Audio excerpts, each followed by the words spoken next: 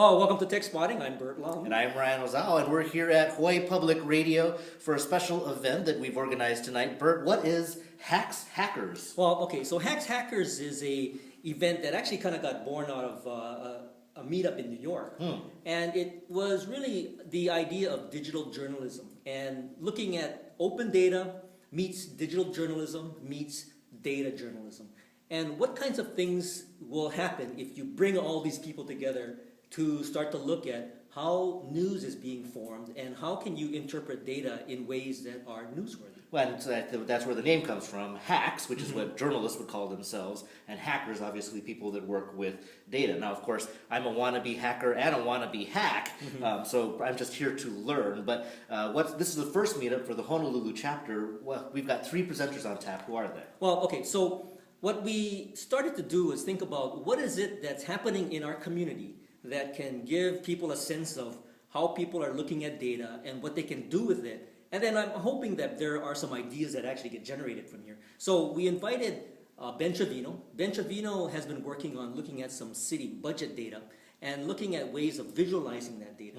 So if you start to look at perhaps visualizing budget data, if you look at a spreadsheet, I mean, it's pretty boring. Right? It's hard to interpret what the heck the spreadsheet is saying. But if you can look at the spreadsheet through a visualization, then maybe there's some things that you can interpret as a result of And that. this is like the age of the infographic. Ben Trevino's with the Inter-Island Terminal, the very design-focused organization. Well, he's also part of the group over at UHero. Ah, right. And they do a lot of economic modeling and things like that, especially around tourism. Who else we got? So after that, we have our buddy Jared Kuriwa. Ah, Jared. Yeah, and he's been doing some things about looking at campaign spending, and actually, he's not getting data from a feed, right? He's just scraping data off the campaign spending website. And what we want to do is show how he's actually been very resourceful about putting together some information about campaign spending, as well as a precinct dashboard. And I think the precinct dashboard is pretty cool because, you know, I never know who's in my district except for the signs that are littering the sidewalks.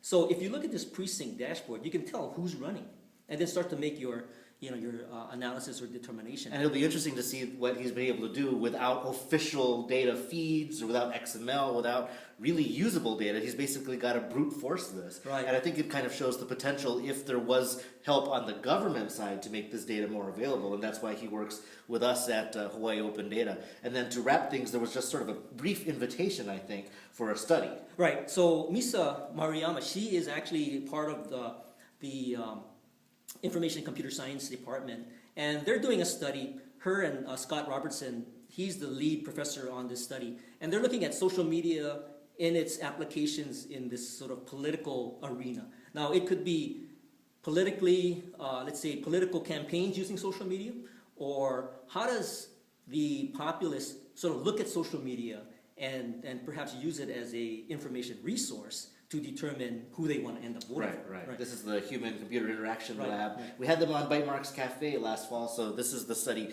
coming to fruition. So. Well, actually, it's the study that they want to start, and they want to put the call out to anybody who's interested in participating in the study. So they don't have the actual finished product. This is actually the beginning part. Oh, okay. Right. So she's going to actually tell people what the study is all there for, and basically ask people if they're interested in participating. So now, we'll have the yes. Lastly. Oh, there's a bonus. There's a bonus. There's a bonus, and the bonus is there's about 3 applications that just recently got launched unofficially. So I'll show you kind of a preview of them. There's a Siren app, there's an art app, and a Route View app. The Code for America, the Honolulu engagement app. Right. So I'll just show you that, and then we can talk a little bit about that and some upcoming events. All right. Well, we'll have the links for you over at techspotting.com. And, of course, we hope that you'll continue to tune in as we try to parse and explain technology and what's happening here in Honolulu.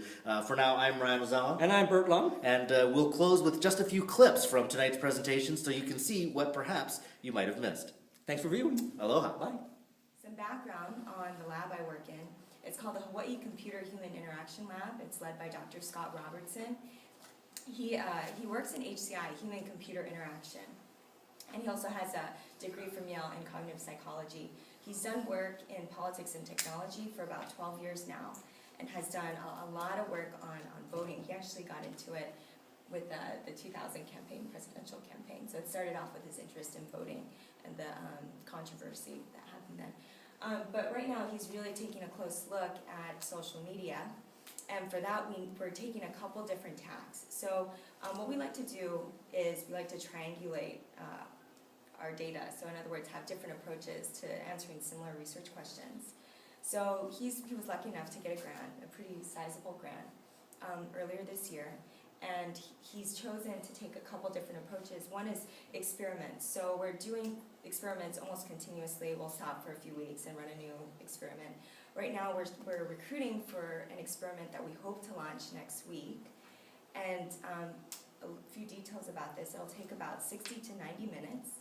We're looking for people who are interested in politics, who know how to use YouTube, Facebook, and Twitter, and are eligible to vote in the US. So this is where you're going to find a lot of the data be published. And what we're trying to do is push them to publish more stuff. And what is interesting is that both the state and the city have adopted Socrata as a platform. So, it's happening.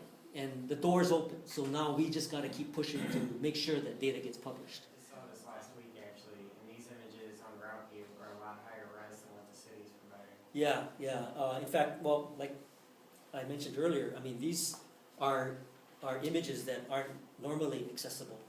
And so he sort of backdoored it. But see, this is, like, the city is so into it. Like, they said, yeah, just let's make this app available. Or make this website available. And here it is. We moved on to this idea of these little squares, where each square was some tangible amount. So we settled on $500,000, mostly because the smallest department in the city budget is the mayor's office, which has a budget of about $500,000. So this is just this stacked bunch of boxes that has all this stuff. And so it shows you basically what a pie graph would show, except in these little blocks. And so you can kind of blow it out in this different view. Like this one that shows the relative sizes, similar like as if you had a bunch of circles next to each other. And then you can see that the general fund, which is the biggest chunk, funds all these different departments. But interestingly, it doesn't fund any money to environmental services, or transportation services, which come from completely different funds. Sewer fund funds a lot of environmental services. So yeah, this one's cool from an interactivity standpoint. I think you can kind of play around with it. It could definitely get cleaned up, and it's sort of intimidating to look at. So what I did was I made this little search function that searches on every field of the campaign spending donor report, and it'll kick back out data.